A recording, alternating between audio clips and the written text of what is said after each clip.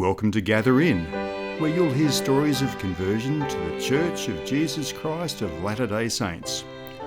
If you have an interesting story to tell, please go to our Instagram page or send us an email to gatherin@proton.me.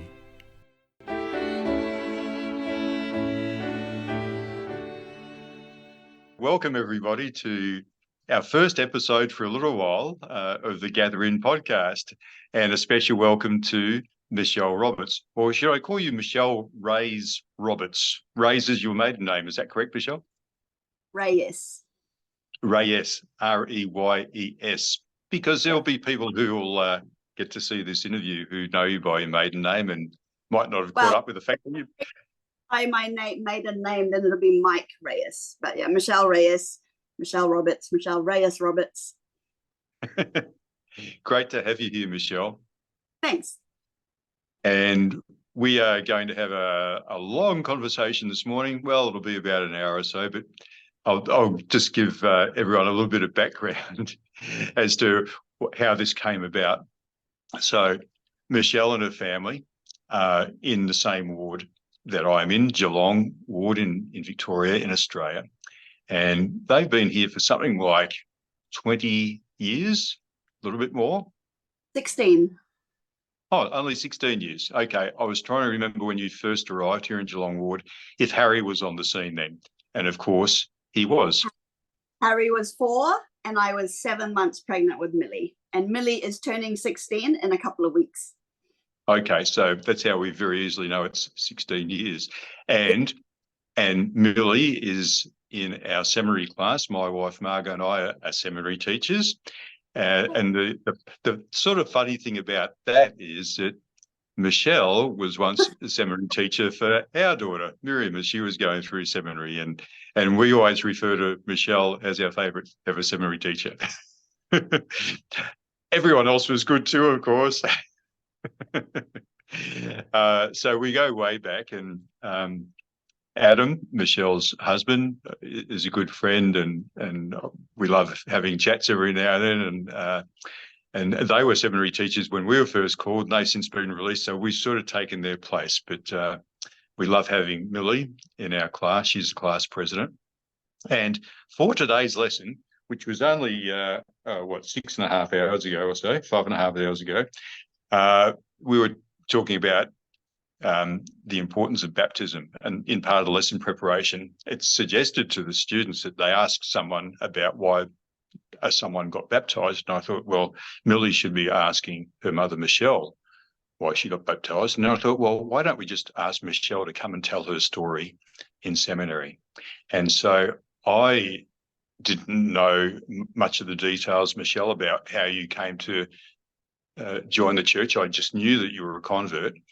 And so after hearing your story this morning, I thought, wow, this would be a great podcast episode, and we have more time so we can have more detail and find out more about your background, Michelle. And so we'll get started with that. So great to have you here again, Michelle. And you want to say something now? Okay.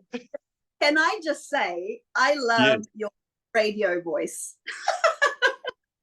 It is awesome. So it's perfect for a... Thanks, Michelle. That's just my normal voice. That's I know. Just how it comes. Perfect.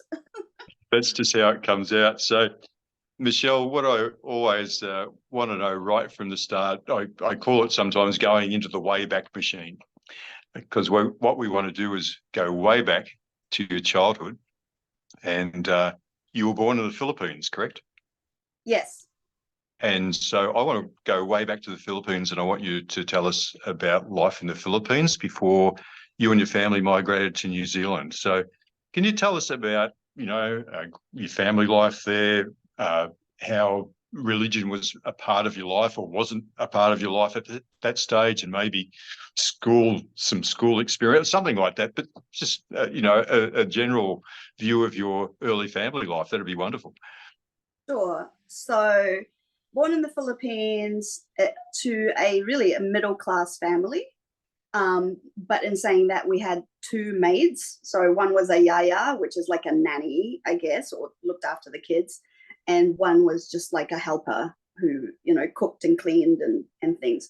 But also growing up, we had, my parents both worked, and we had a lot of extended family come and live with us and then go, and then some other people live with us and then go. Mainly my mum's family. So my mum's siblings would come and live with us either one by one, and also my grandmother, my maternal grandmother, lived with us till we moved to New Zealand. So extended family was always around. And like Christmas time, we would spend time with my dad's big extended family. And then for New Year's, we'd spend time with my mum's big extended family. So extended family for us was quite a main part. So, and then it would switch around, every year to whoever, but it was always like that. So we were around cousins all the time. I would say my dad's family was a lot more religious than my mum's family. My mum's family are quite liberal. She's come from a family of activists. So while her mum, my Lola, was fairly devout Catholic, she would actually go to church every week. My titas and titos, so my mum's siblings, and my mum was fairly liberal. So I wasn't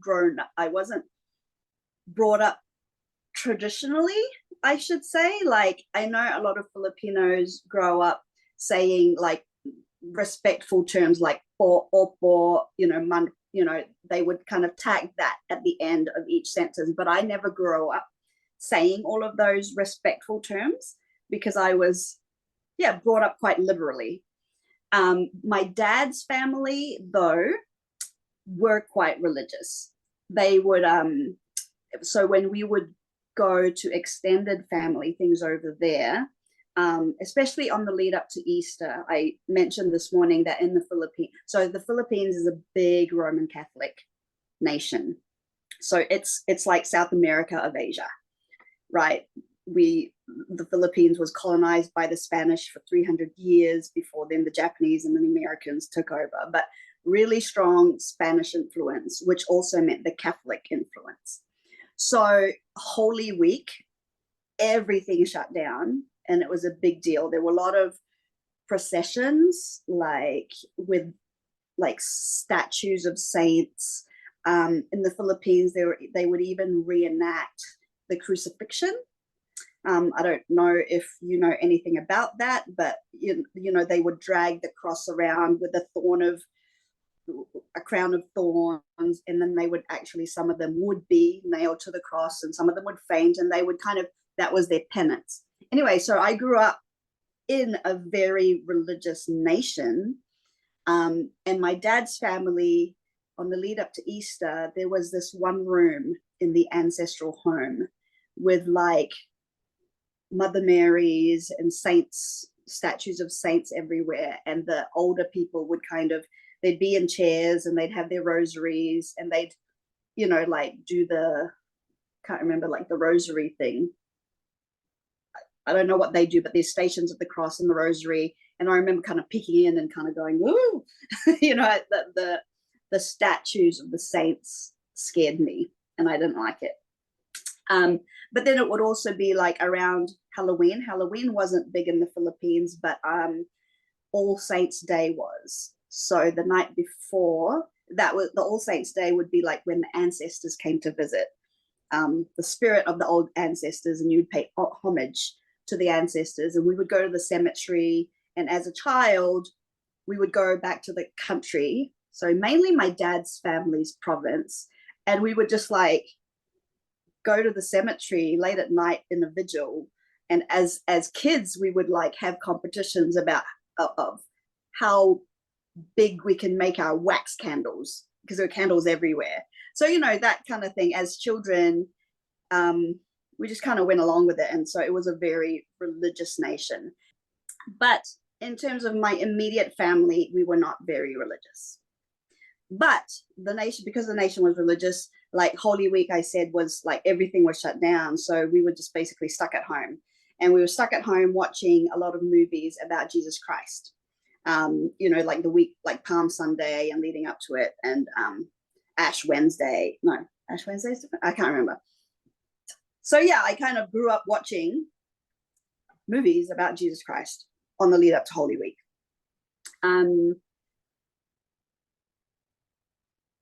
Yeah, but nothing. We would go to church at Easter. We would go to church at Christmas time. But that was it. No prayers, no Bible, no nothing. Like I said, my mum was liberal and my dad just kind of went along with my mum. Yeah. And then we moved to New Zealand. I was going to say, like any good husband would. That's right. And so you moved to New Zealand. So what initiated the move to New Zealand, can I ask? So my dad, I think leading up to the move to New Zealand, he got contracts in the States. He got a contract in Australia until he eventually got a contract in New Zealand. I think they wanted a better life for their kids than what was happening over in the Philippines. At that time, there was like this massive revolution called the EDSA revolution, where everyone overturned the Marcos regime, and the Aquinos came into power instead. And like we were actually in that the marching revolution. So I was witness to that when I was little, and I remember my dad locked the keys in the car while the whole march thing was going on. So we had to wait in the heat. And so that was like, we left in 89. I don't know when that was, but it must have been like a year or two before, maybe 87 it happened. So really they were looking to get out of a corrupt country so that they could raise kids with more advantages. Yeah. And so can I just ask about siblings? Are you the oldest? I'm the oldest. I have a sister who's about 14 months younger than me, so just a year. And we were always mistaken for twins. And then I have a younger brother who's 3 years younger than me. Okay. And so roughly how old were you when you as a family moved to New Zealand? I was 12, my sister was 11, my brother was 9. Okay, so just before the start of the very formative teenage years. Yes. So tell us a little bit about moving to New Zealand in your teenage years and what eventuated there. Okay, well, it was really quick, actually. I think April, I don't know when my dad went to New Zealand, but April he was like, okay, we're moving to New Zealand. And I didn't know where New Zealand was. I thought it was Switzerland. So April, it was like, okay, we're moving to New Zealand. And by August we were in New Zealand. So 6 months. And I remember my dad writing letters back, and he drew a diagram of the trolley bus system in Wellington, and he said that this is public transport. And so I remember, and so it was August the 13th, 1989, which is interesting because Adam's birthday is August the 13th. So my mum always kind of remembers when Adam's birthday is, because it was the same day that we immigrated. I remember waking up in Wellington, in Karori, on the hills, the next morning and just smelling the crisp, cold air. And it was like, I still like it, such a vivid memory. And it was like amazing. So it was an adventure. I didn't have a terrible time settling in. I say that because my sister did. I think my sister got semi-bullied, I guess, at school. So we arrived in August, which was like during the school holidays, I think. And so we arrived, I was in Form 2, like in New Zealand, which is like, so I got the last term of primary school before then heading off to high school. So it was quite novel because I was new and I had an American accent, and yeah, it was novel. I remember another girl in primary school, she was American, so we were kind of, I don't know, friends because she was American and I had an American accent. And but yeah, and then I started high school. These two girls befriended me really, really quickly. And I don't know why they befriended me, but like one of them, she went to a different primary school than me. So it wasn't like I knew her in primary school, but she just took a liking to me. And she had a best friend who was French. And to this day, I'm still friends with Katrina, my friend who befriended me. So we've been friends forever. And high school, yeah, it was high school. I went to an all-girls state school. It was fine. You know, I was with a good group of friends. Didn't have trouble with studying or anything. Fairly normal, really. Except for, I remember in seventh form, so like year 12, the last year of high school, we went to, we had schoolies. Yeah, kind of like the last hurrah of high school. And I remember kind of going up to Whangamata with my friends and, you know, partying and camping and tenting. And I remember kind of walking down the street with my head down like this so that they wouldn't see that I was Asian. So that was the first, I think it was the first, well, that's the memory anyway that I have of not really feeling fully like I belonged. And it's like, I don't want them to see that I'm Asian, but you know, they're drunk, so it's okay, they're not going to notice, you know. Yeah. So that was that. Okay. You being Asian in New Zealand, I mean, New Zealand's full of slightly brown people. I was in a friend group of predominantly white people. Okay. And it was a predominantly white scene. Okay. So why I felt angst about being Asian, I have no idea. It wasn't like I experienced racism. I didn't. It was like an internal consciousness. Sorry, self-consciousness. So I don't know, but I do remember doing that. So I don't know. Okay, but now this morning, from what you said this morning, something happened when you were around about 15, and so you were just telling us about your end of high school activity, going camping and everything. But something happened a couple of years before that, I think, which eventually led you to meet the missionaries. Yes. Which was a very interesting story. So, could you please tell us what happened? Okay, let's backtrack a bit. So fifth form, yeah. Fifth form, I was 15. Yes. Fifth form, I was 15, you know, normal teenager. I actually got caught shoplifting. Oh, no. Yes, I got caught shoplifting as the department store that I got caught shoplifting at. And what I shoplifted was a Valentine's card. One Valentine's card. Don't ask me why, I don't know. But I guess they had one of those one-way screen mirror things, or I was caught on camera.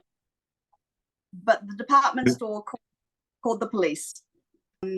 But before the police came, obviously one of the women took me out one of the rooms in the back, the offices, and while I waited for the police. And then the police didn't handcuff me, but they took me to the station.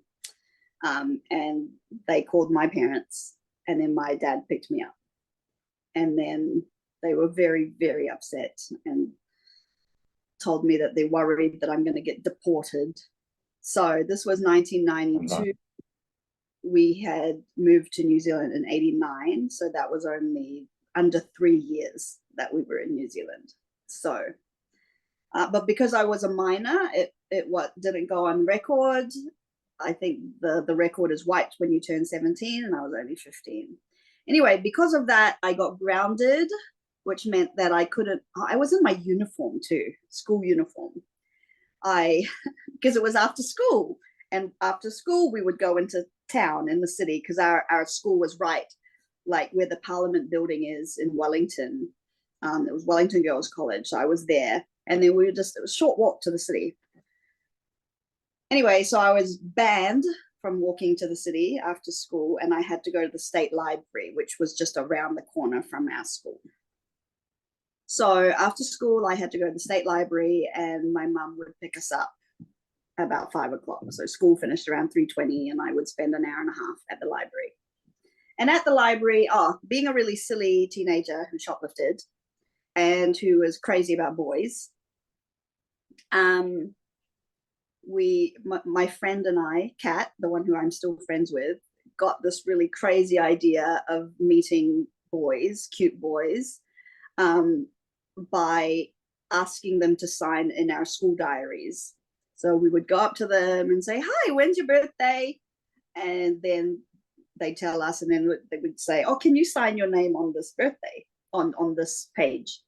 And so some of them did. I can't actually remember, but I just remember that's what we did. And then in the library, it was fairly early on after I got grounded, there was this cute guy as well in his school uniform. And I came up to him and I'm like, "Hi, when's your birthday? And what's your name? And can you sign on my diary?" And as he signed his name, he's like, "I suppose you want my address and phone number too." And I'm like, "Yeah, okay, sure thing." I didn't ask for it, but write your address and phone number down. Great, fabulous. And so he did, and I'm like, "Thank you," and then walked off. And then the next day, I noticed that he was still there, and then the following day after that, he was there. I think he was doing some research. I was in Form 5, which is the equivalent of Year 10. He was in Form 7, which is the equivalent of Year 12. So I was 15, he was 18. And I think a few days after first meeting him, he handed me this letter and he'd written me a poem. So I guess he thought I was cute too, and I thought he was cute. I'm sure he did. Yeah, and so we started seeing each other, and we started dating and going out. Yeah, and then I would go over to his house, and the first time I told you the story this morning, the first time I went to his house was not in my school uniform. It was in like normal clothes, but I had a big red crucifix on me. And his parents were gracious. His dad is especially gracious. Didn't say anything. I noticed that there was a picture of Christ on the wall. Didn't think much of it. Eventually, I guess I spied Book of Mormons around. His dad was actually the seminary and institute director, as well as the state president at the time, I think. But he didn't tell me anything about anything at all. We were just going out. For a few years, we broke up a couple of times, until he decided finally. So we were dating, 2.5 years, until he decided actually he was going to leave. So we were going to break up, and he was going to leave me to go to BYU Hawaii for university. He was working at McDonald's actually, and then he decided like he needed to break up with me because he really needed to start preparing for his mission and go back to church. So at the beginning of university for me, he was in Hawaii, and I was really annoyed. I was really angry. I was really hurt that he would leave me for some church. And so, we kept in touch. We kept calling on the phone, and I would ask him questions like, "What's the difference? Why is your church so great? What is it about your church? Like, what's the difference between your church and Buddhism? What the heck is the resurrection? Does that mean that, graves will open up and the dead will rise, like in that, Thriller, Michael Jackson's Thriller video, freaking me out. Anyway, he was answering questions as best as he could until he decided to send me a book. And so he sent me this book, Our Search for Happiness. Okay. And this is actually the very book, because there's his inscription on it. And it says, May 16th, 1996, to Michelle D. Reyes, with my love and prayers, may you enjoy this book as I have. So he sent me this book, and it's a book that says, Search for Happiness, an invitation to understand the Church of Jesus Christ of Latter-day Saints. So I read the book, and what I really liked at the beginning is he said, basically, it's understanding. We just want people who read this book to understand about the church, which was, I was asking questions to understand the church and, you know, why he chose what he chose. And so by the end of the book, I was like, yeah, that makes perfect sense. And so makes perfect sense.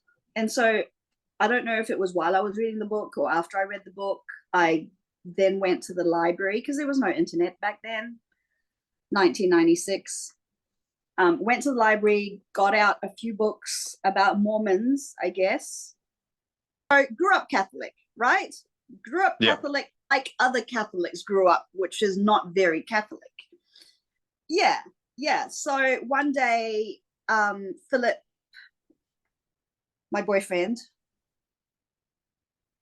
won tickets to a play, and it was a one-woman play, and there was some questionable material. And Philip was very, very uncomfortable in his seat in the first 10 or 15 minutes, so much so that he asked for us to leave the play. So we left the play, this was at night, and so we sat outside for a long time with him not saying anything. And actually, this is quite integral to the story, without him saying anything. And finally, he blurted out, look, I need to tell you something about me. So I remember he would before this, he would go to Wednesday night classes, or no, he would leave on a Wednesday night. Like, he couldn't talk to me on a Wednesday night. And I'm like, why? Like, what secret is this guy keeping from me? You know? And so when he said, I have to tell you something important about me, I'm like, what's he going to tell me? And then he blurts out, I'm a Mormon, you know, like it was some big thing. And I was like, okay, what's a Mormon? Like, what is and he's like, oh. So I don't remember how he explained it to me, but the whole time we were together, he never told me anything about the church. Nothing. And like I said, he kept going to seminary classes or institute classes a secret. He didn't tell me. He never invited me to church. He never invited me to anything. So for him to tell me that he was a Mormon and I didn't know what it was, I just remember him saying, well, one of the things we believe is celestial marriage, which is, you know, that we, instead of being married for just time only, we believe that we can be married for eternity. And of course, I'm a very romantic girl. I love the romantic notion of being married forever. And I love this guy, and I'm like, that's something that I want. Like, yeah, I like that idea. So anyway, jump back to, he's left, broke up with me, moved to Hawaii. I ask all these questions, send me this book. And it all kind of started making sense in my mind. Got out books from the library, started reading the Book of Mormon of my own accord. I didn't even tell him that I got the Book of Mormon out until that time when, so towards the end of the year, I was still reading the Book of Mormon, and he was like, so how's your search going? You know, I'm basically investigating. How's your investigating going? And I'm like, look, it's not going. It's end of year exams. There's assignments due. I haven't put the time in, to be honest. And he's like, okay, well, can you just pray about it?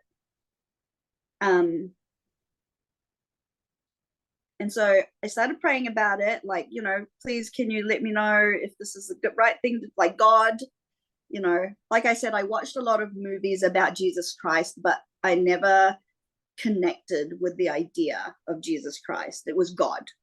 It's like, God, let me know what I'm doing. Like, if should I carry on doing this, or like, I don't know, send me a sign. And so one of the first signs was I got a job at a photo lab. Do you remember once upon a time we used to put film into the pharmacies, and then they would send it out, and then you get it overnight or in a week or whatever? Well, I got a job in the photo lab where pharmacies send their film to be processed and developed. So the first night I was there, another girl was also starting, and it was like, where are you from? What are you doing here? And she's like, I'm from Hamilton. I'm like, oh my gosh, my boyfriend, no, was it my boyfriend at the time? No, he'd already left for Hawaii. That's right. I'm like, oh yeah, my ex-boyfriend was from Hamilton because he went to church college. And she's like, I went to church college. And I'm like, whoa, do you mean you're a Mormon? And she's like, yeah. And I'm like, oh my goodness, that's crazy. So that was my first sign. My second sign, which I think came only a day or two later, I was quality checking photos. I was flicking through photos before I would put them in an envelope to then seal up and send back to the pharmacy. And one of those bunches of photos happened to be of missionaries with their black name tags. And I was like, this is crazy. This does not happen. So I quickly wrote a note to the missionaries and said, hi, this might seem weird, but I'd like to know more about your church. Here's my number. Please give me a call. And then put it in the envelope, sealed it, sent it off to the pharmacy. And I'd imagine now, I didn't know it back then, but I'd imagine now the shock that the missionaries would have had receiving that note.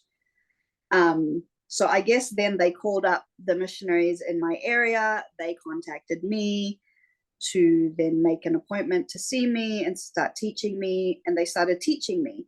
Now, at the time as well, I was in the middle of reading this book, The Fingerprints of the Gods. Okay.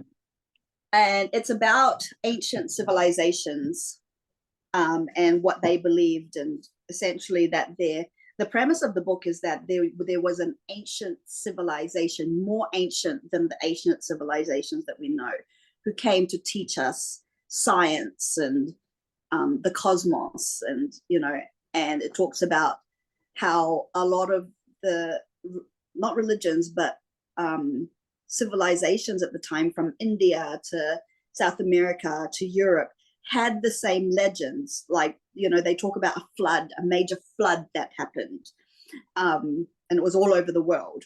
And then also that in South America or Central America, there was this white bearded god that came down to teach the people. And when the missionaries started teaching me about Jesus Christ coming down to visit the Nephites, and it was this white sheeted bearded god. By white bearded god, they didn't mean like white as in fierce, like white Caucasian white as in white robe, white bearded god. I was like, oh my gosh, I've just been reading about that, blah blah blah. Mm-hmm. And I'm like, okay, so actually before that, I was saying, okay, so if there's an ancient, because they were talking about the Nephites and the Lamanites, I'm like, if there's an ancient civilization in America, where would the artifacts be? Like, where's the evidence of that? And they're like, actually, it's Central America. And I'm like, oh my gosh. And that was when I related it to Quetzalcoatl, this white bearded god. Anyway, in that same process too, I started, and the whole time they were visiting me, I was praying, and then they invited me to be baptized. And I was like, okay, yeah, I'll be no, I don't know when the timing was, but around the same time I was having dreams. I related that this morning. I cannot remember any of the dreams except for this one dream. This one dream that I had, it was so vivid, and it felt real more than it seemed real. It was nighttime. I was leaning on a car. I had a cigarette in my hand. And I wasn't smoking it. I just had it in my hand. But, as a typical teenager, I dabbled in smoking. I dabbled in drinking, all of that stuff. Not heavily, but just as a party thing and socially. I had a cigarette in my hand, and I remember the sultriest, most tempting voice that was kind of luring me into kind of this dark area. But then another more gentle voice inviting me almost into the light. And at that stage, I had to choose whether to smoke the cigarette or not. And it was like this, this tempting, alluring voice to this gentle invitation. I don't know what I did in the dream, but I remember thinking, oh, it's a choice. So I guess when they asked me to be baptized, I'm like, okay, I choose that. But I also had another experience as I was reading the Book of Mormon, because the missionaries tell you, it's like, you don't have to believe things just because we tell you to believe them. You have to know for yourself. And I loved that. Everything was about, you have to know this for yourself, whether what we say is true or not. And even, Philip's letter over here is, I know that this is true, and I hope you find out it's true, but you need to ask. It's your journey. So of course, originally I was thinking, oh, if I get baptized, I'll, marry Philip for eternity, and, all that romantic notion. But it started to become my own journey. So every time I read the book, no, not every time, I didn't know anything about the Spirit. I was just asking God for signs, asking God to direct my path. It was a prayer in my heart. I was like, help me to do the right thing here. What should I do? I remember reading the Book of Mormon one night. And this is a fairly, I think, sacred experience for me. And even now I'm kind of getting, that warm feeling all over my body.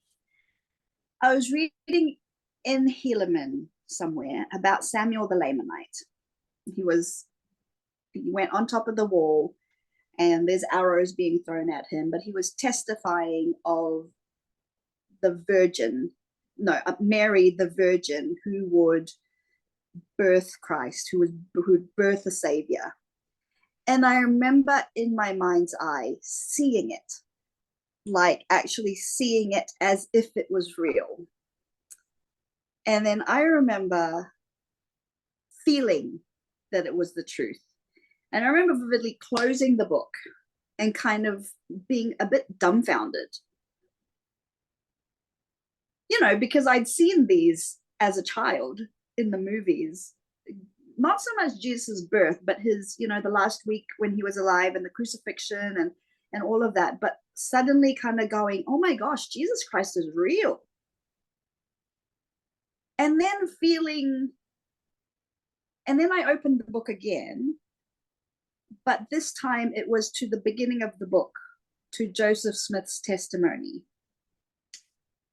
And so I was just reading that and reading his words. And then closing it again, going, gosh, I believe this. Like, I believe that Joseph Smith actually did what he said happened at the beginning of the Book of Mormon. And I'm like, oh my goodness. And I'm like, if I believe that Jesus Christ is real because of what has been said here, and I believe that what Joseph Smith said was real because of this book, then this book is real. It's true. And I was like, whoa. And I remember, I think, lying there for the longest time going, okay, you know, it suddenly, it was like this clarity that happened, so that the road to baptism became easy. But I mean, I still had to tell my parents. I didn't know how to tell my parents, so I wrote them a really long letter. But yeah, that I guess that I was determined to do it, and it wasn't because of Philip, but you know, I had been on this journey, been learning about all these things, and this was what I wanted to do. So yeah, 2 weeks after the missionaries came, I was baptized. My parents supported me. They were at the baptism. It was really lovely. And then from then on, I plunged fully into Latter-day Saint life. I attended church. I went to Relief Society activities. I went to Institute, you know, and I remember sitting in Institute with I don't know if you know Scott Butters. I've heard of him. Okay, well, I was in one of his Book of Mormon classes, and I remember like kind of going like this all the time at Institute. And it's like, you know, it's like, I don't know if it's so much burning at the bosom, but I physically felt something in my heart every time. And I'm like, oh, what is that? You know, so I mean, I recognize that now as the Spirit kind of testifying truth, but it's been such an incredible journey.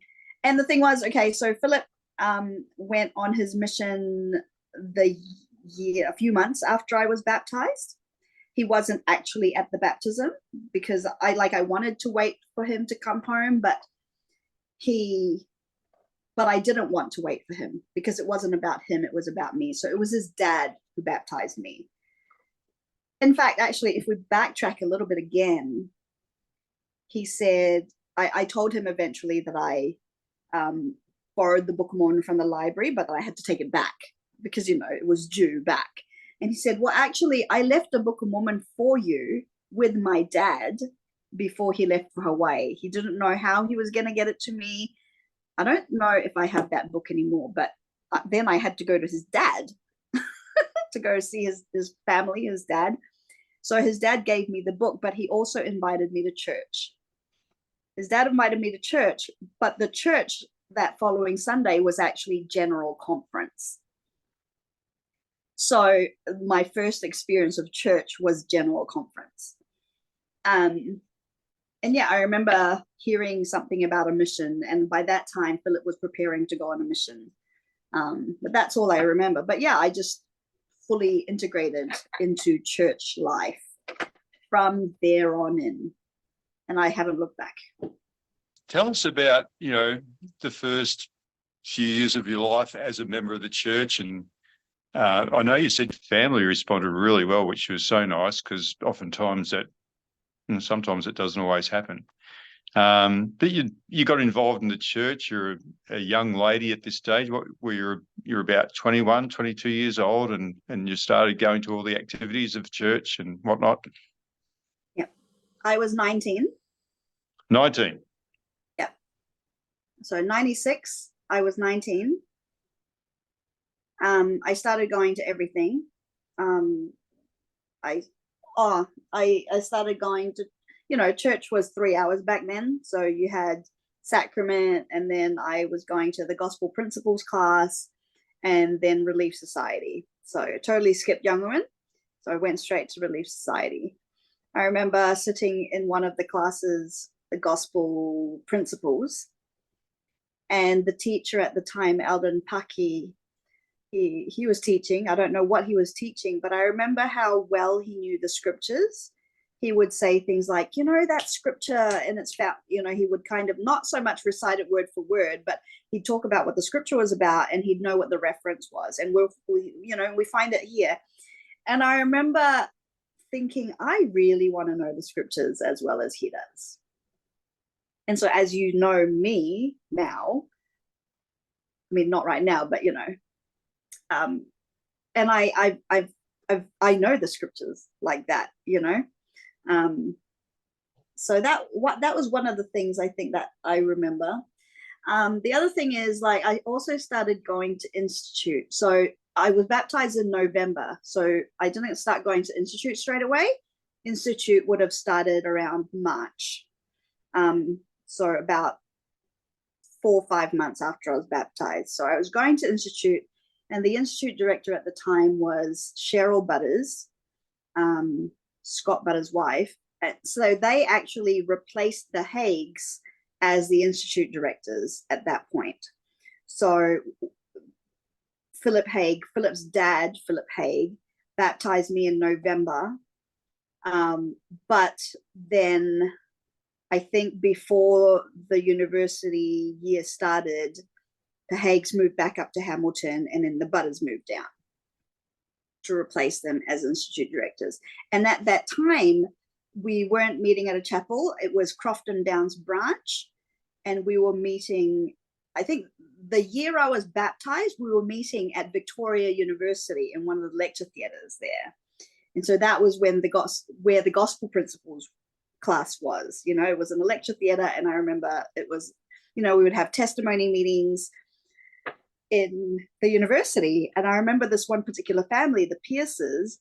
In fact, they actually live in Melbourne now, but they used to have 2 little girls, Ariel and Brianna, I think, Pierce, who, in fact, Ariel, I think, became Miss New Zealand or something. Anyway, they were really little, and I remember they would always, so their mum Michelle would like bring them up to the podium, and they would, their little testimony, I know the church is true, and I remember, like, it was so cute, and I became part of the branch family. It was a really little branch, and it was a branch family. But I think we were only meeting at the university after I was baptized for a few months, because then we moved to meeting at the Institute building. It was this big peach building in the middle of town, 4 stories high, and the living quarters were at the top. And I think church and institute were in the second and the third floor. So we were meeting at institute, and Sister Butters, so I know her as Sister Butters, who is incidentally my best friend's mother-in-law now,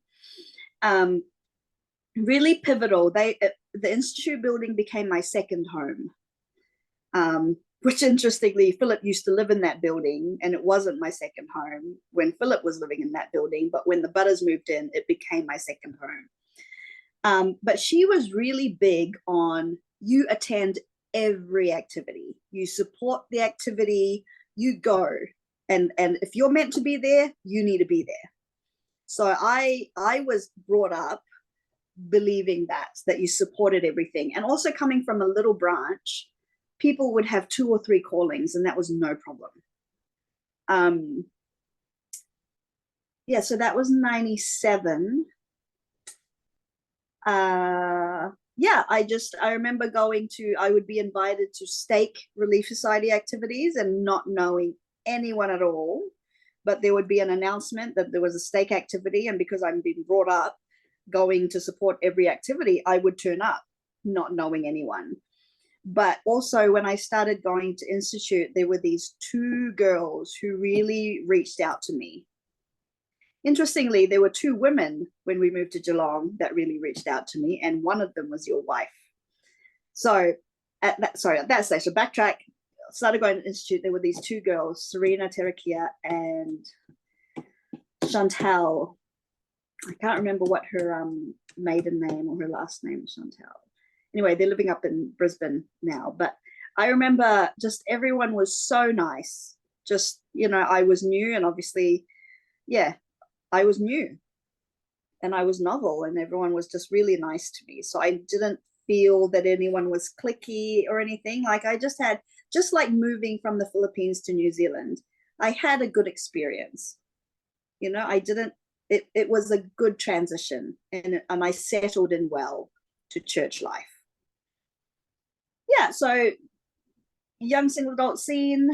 There was a boy the same age as me who was also baptized the year prior to me getting baptized, but he had been down in Invercargill during the university break when I got baptized, and up until university started. But he came back into the branch, and we became best friends, Paul Bennett.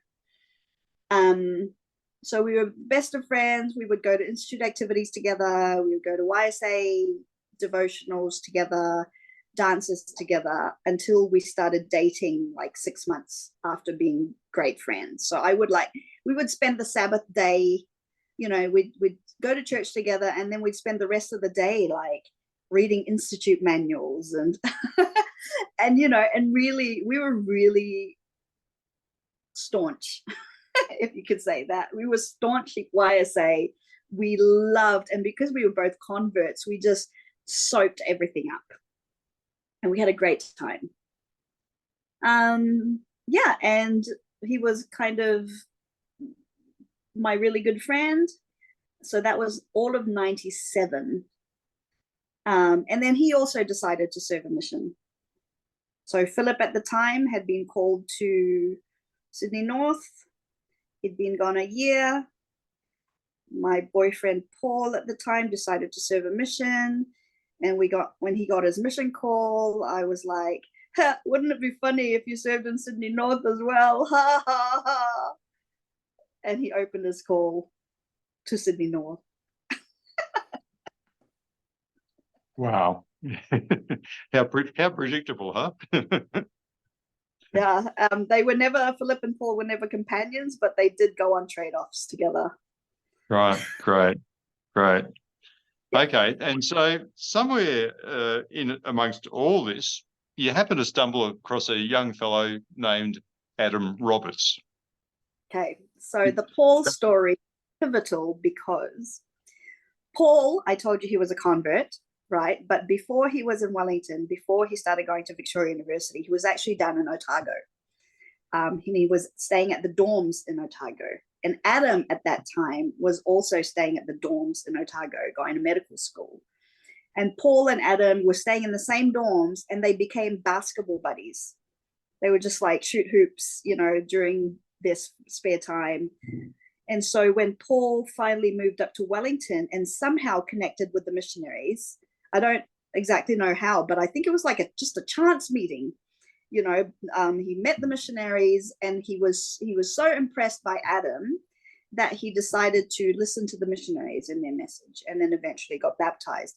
And so when Paul and I became friends, he would always talk about Adam Roberts, who was serving his mission in Japan, who was a really good example of, a member of the church. And he was really impressed by him, really respected him, etc. So come the following year, 1998, Paul and I went to Church Education Week. I think it was the first Church Education Week that they had in Hamilton, where it was a whole week full of just gospel instruction, and so we decided to go together. That was, I think, a month before he left on his mission.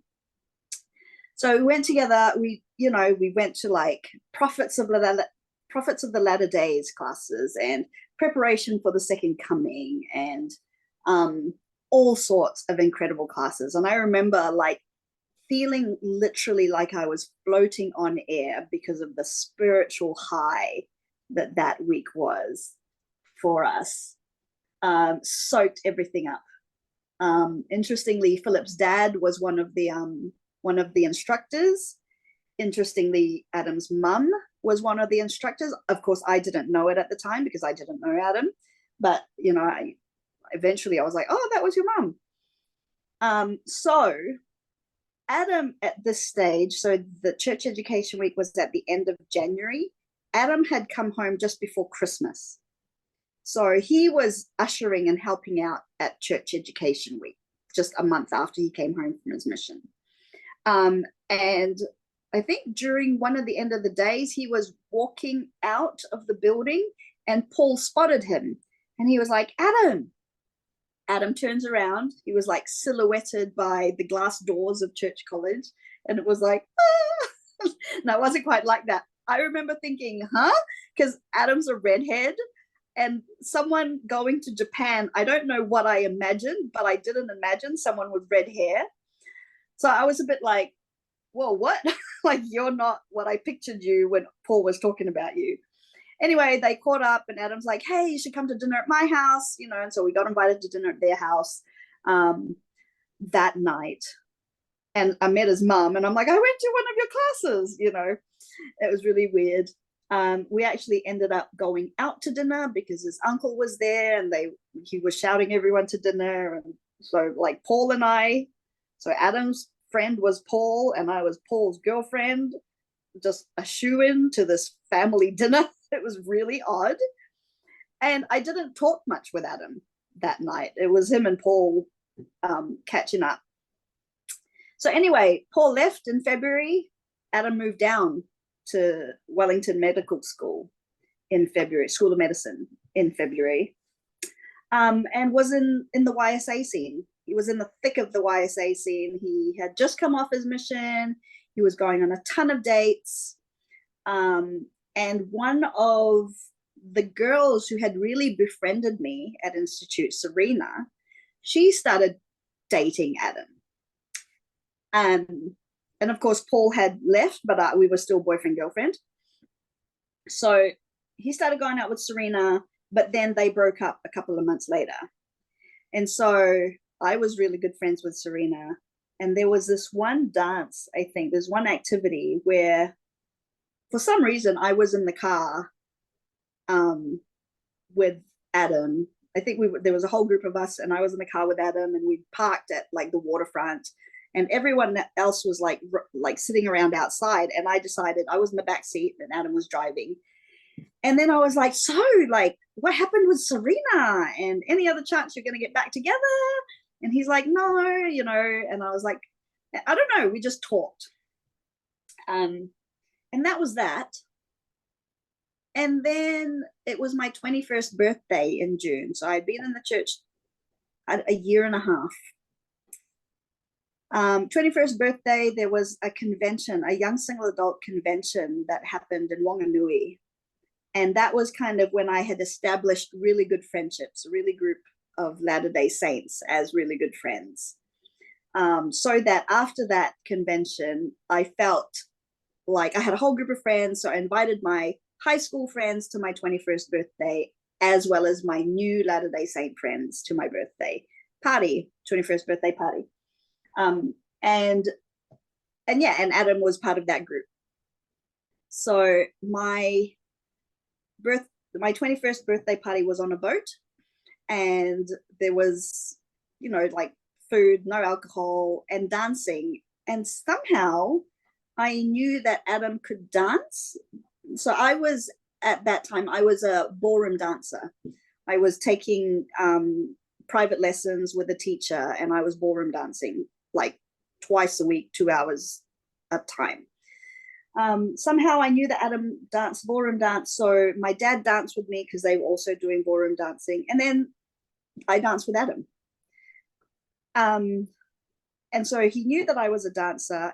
And then he was asked to put on a floor show for one of the YSA balls. And because he knew I could dance, he asked me to help him with the floor show. And of course, everyone knew that I had a boyfriend, so I was untouchable, like wasn't looking for anyone until we started really hanging out together, Adam and I. He would come over, we would choreograph a piece, we would practice before we got a whole group of other young adults together to, you know, do the dance. And I guess we fell in love through that process. So I had to write to Paul. And remember, Paul was Adam's friend first. Awkward, but Paul had a spirituality about him that was really rather unusual. And because we were best friends first, somehow Paul and I were so spiritually connected that while I was going through this thing with Adam, he felt inklings on his mission that something was a little bit off, so that by the time he received my letter, it wasn't a surprise. He knew something was going on. So he accepted that graciously, and he even wrote Adam a letter back. Wow. Kind of saying, I don't know, can't remember what it said, but I just remember he wrote Adam a letter. Yeah, all good. We're still best mates, and you've got a wonderful wife, a wonderful girlfriend. Yes, that's how Adam and I got together. Yeah, Wow, that's fantastic, Michelle. I think we're almost talked out, but it's been wonderful hearing all these stories from your childhood through to moving to New Zealand and you becoming acquainted with the church through some very interesting meeting interesting people and having interesting things happen, but with you also taking the initiative. I still can't get over you putting the note in the process photos to send back to the missionaries. That was Know what I'm like, and you know who I am, and I'm bold, and if I can just share some other aspect of this. So I was known as Michelle Reyes. I was an individual in Wellington. I stood on my own 2 feet. When Adam and I got married, I moved to Hamilton, and the name Roberts is a big deal in Hamilton. I became an appendage to the Roberts family, basically. Still had callings. Adam and I were married 2.5 years before we had Harry. I didn't enjoy it much in Hamilton. Like, I missed the Wellington Harbour. Adam had he had graduated medical school by the time we were married, and he started work at Waikato Hospital as a fully fledged doctor. We would have family dinners at the Roberts, and that was so fun. So fun. It was so fun to get to know his family, his parents. But then they moved to Auckland. But I was still a Roberts, until he sat his specialty exams. So we got married in 2001. We had Harry in 2003. And in 2007, he sat his specialty exams. So while he was a fully fledged doctor, he was a junior doctor without a specialty yet. You have to study a whole year to then sit the specialty exam. So he sat it, he passed it. There was a written component, there was a practical component, so that by mid 2007, we got his exam results. He had passed, and that's such a relief to pass that, because a lot of people fail and then have to do it again and again and again. Anyway, he passed, and it was like, okay, we need to move. I don't want to stay here in Hamilton. We need to move. And so I'm like, I want to move to Australia. I want to move to Melbourne. And so he applied to move to Melbourne, and somehow we didn't get to Melbourne. We got to Geelong. So, and it was a few months. There was a job going at Geelong, February 2008, but I didn't want to stay in Hamilton anymore. So we actually had a stint in Coffs Harbour for 3 months. That was amazing. And then we moved to Geelong. And the nice thing about moving to Geelong is that we were us again. I wasn't just a Roberts. We were Adam and Michelle Roberts, and so we were here of our own right. And I think for the last 16 years, we've really made ourselves part of the ward. And the kids, having Millie here 2 months after we moved to Geelong, and then having Leo here, Geelong is really their home now. And we're established as Geelongites, and I really love that. And we're here of our own right, not riding on the back of the Roberts family. Yeah. But then I think my kids will be riding on that. So, yeah. But you've seen Harry, right? He's an upstanding young man of his own right, So, and Millie is becoming that as well. So I'm really proud of the kids, and I'm really happy to be in Geelong. Yeah.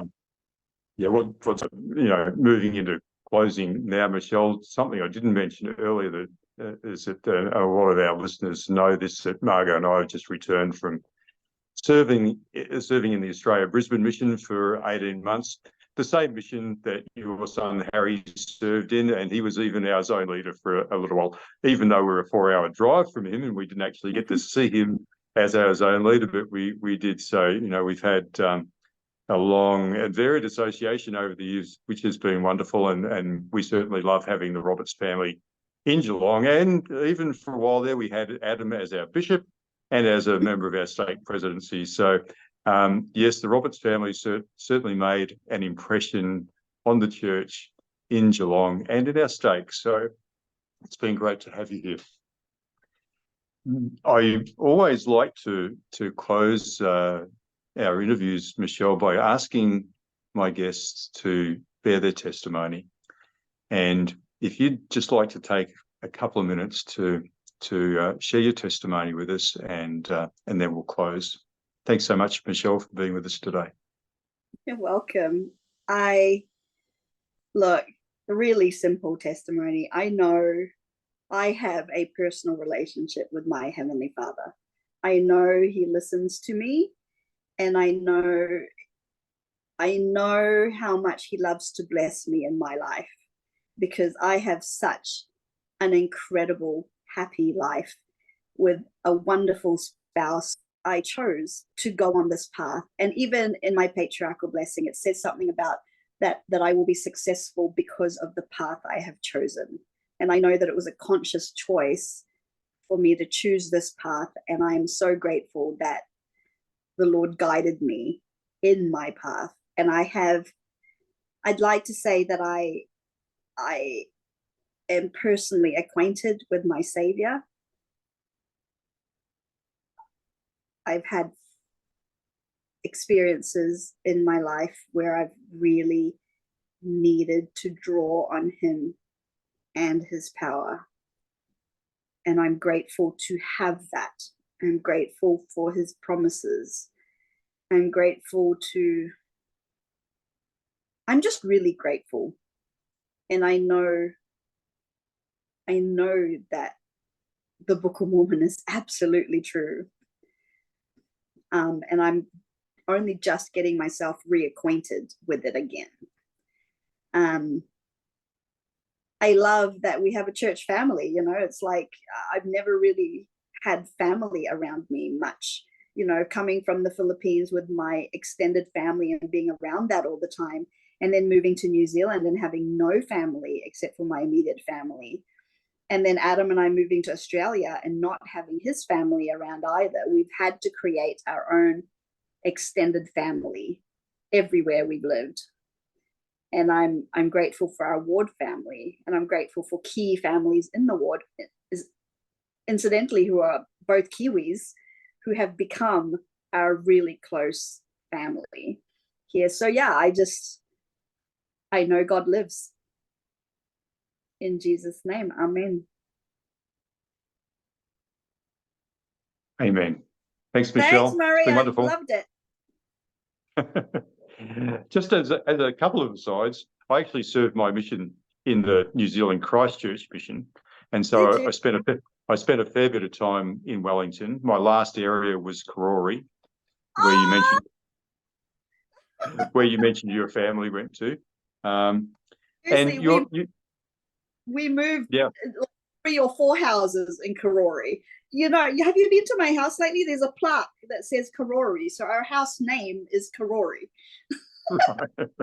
I haven't seen that. No. The missionaries used to teach me in Karori Park. Oh, okay. Look, I think I was only there for one transfer. I trained in my last transfer, and then I went home from. So all I remember was we lived behind a fish and chip shop. Yeah, okay.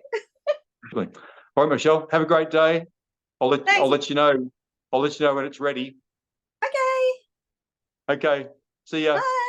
If you have an interesting story to tell, please contact us via our Instagram page or send an email to gatherin@proton.me.